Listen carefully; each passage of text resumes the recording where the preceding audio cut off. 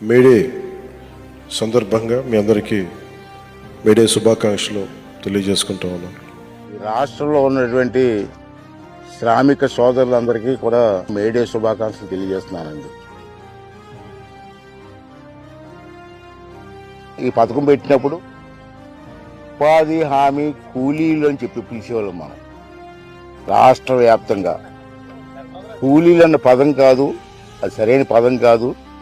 ఆ పదాన్ని తీసేసి ఉపాధి హామీ పథకం శ్రామికులు అని చెప్పి పదం మార్చి ఇటువంటి పని చేసిన వాళ్ళకి కూడా గౌరవప్రదంగా పిలవాలని చెప్పి ఒక ఆలోచన చేసినటువంటి వ్యక్తి పవన్ కళ్యాణ్ గారు.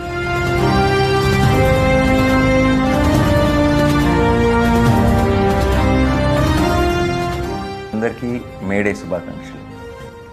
Whenever there is any workplace accidents happening, he also made sure that initially it was 50,000 that they're given, but now he has increased it to 4 to 6 lakhs. I think that's a great initiative by our Pawan Kalyan Garu. నేను రాజకీయాల్లోకి వచ్చి చాలా సంవత్సరాలు అయింది. అప్పటి నుంచి నేను చాలామంది నాయకులతో చూశాను, వాళ్ళ పనితీరు చూశాను. నేను చూసిన దాంట్లో కంపేర్ చేస్తే రాష్ట్రంలో చాలామంది నాయకులు ఉంటారు, నేను కాదన్నాను. కానీ తప్పన ఉన్న నాయకులు కొంతమంది